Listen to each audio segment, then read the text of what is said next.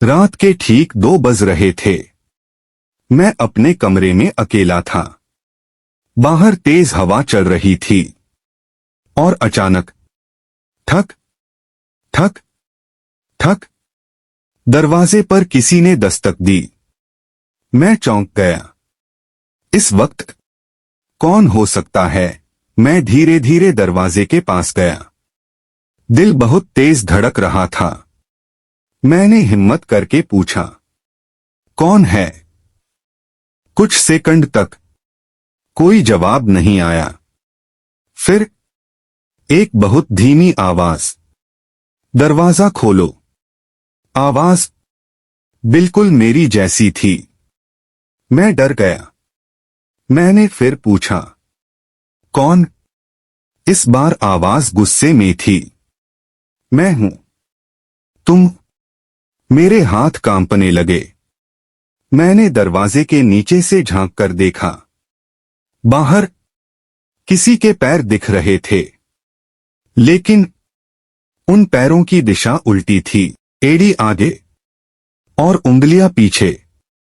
मैं पीछे हट गया। तभी मोबाइल पर एक मैसेज आया, अननोन नंबर। मैंने मैसेज खोला। उसमें लिखा था, दरवाजा मत खोलना, जो बाहर खड़ा है वो तुम नहीं हो। मेरी सांस रुक गई।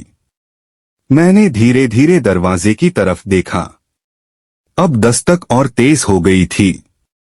ठक ठक ठक ठक ठक, और फिर दरवाजे के उस पार से आवाज आई, अगर तुमने नहीं खोला तो मैं खुद अंदर आ जाऊंगा। अचानक कमरे की लाइट बंद हो गई। पूरा कमरा अंधेरे में डूब गया। मैं कुछ भी नहीं देख पा रहा था।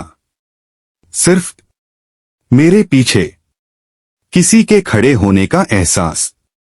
धीरे धीरे मेरे कान के पास एक आवाज आई, दरवाजा खोलने की जरूरत नहीं, मैं पहले ही अंदर आ चुका हूं।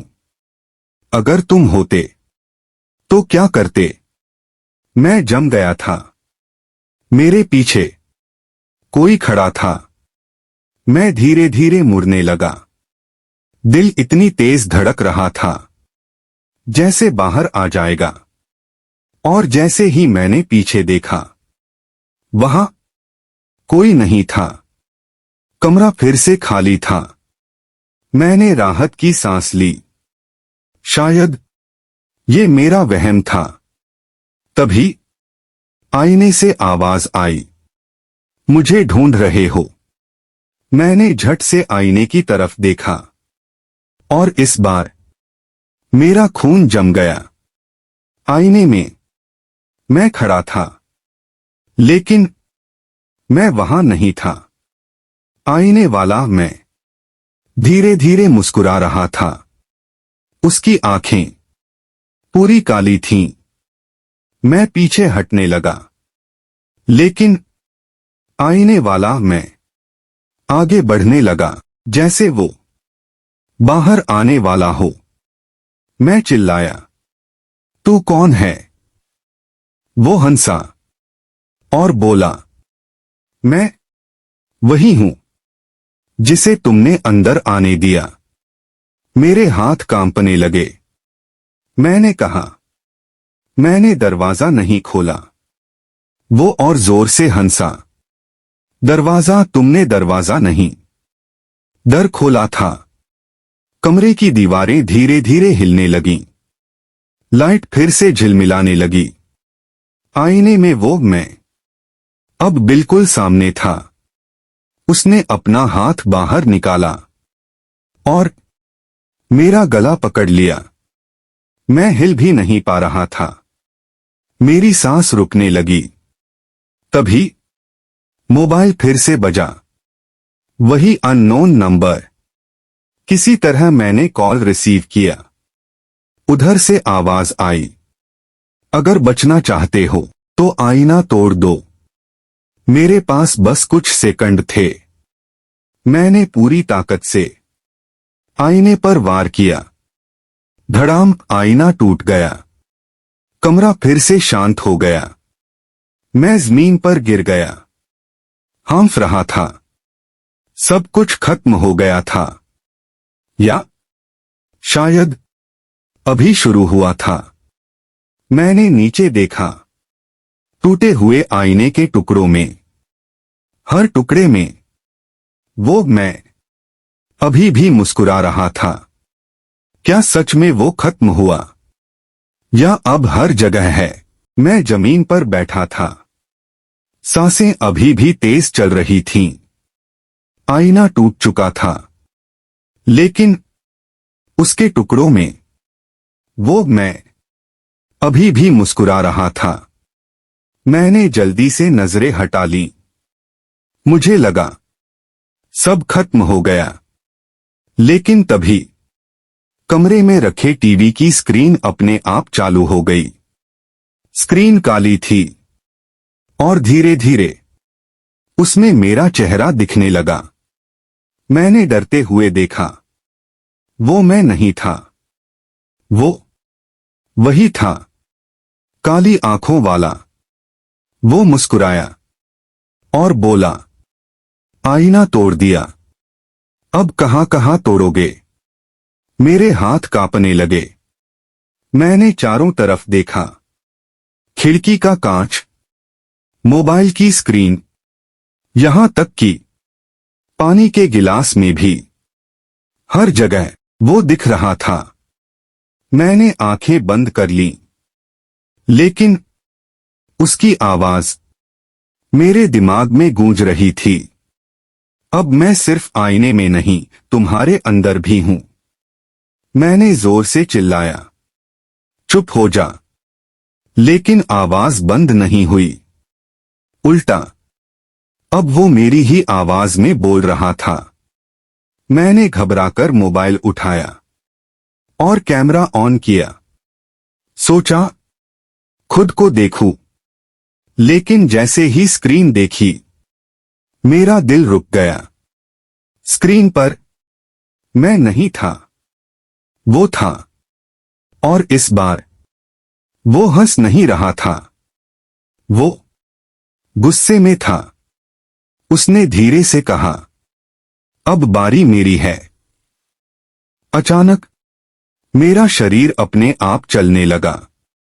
मैं रोकना चाहता था, लेकिन कंट्रोल मेरे पास नहीं था। मैं आईने के टूटे हुए टुकड़ों के पास गया और एक टुकड़ा उठाया। मेरे हाथ खुद ब खुद ऊपर उठे और मैंने खुद के ही चेहरे की तरफ बढ़ाया।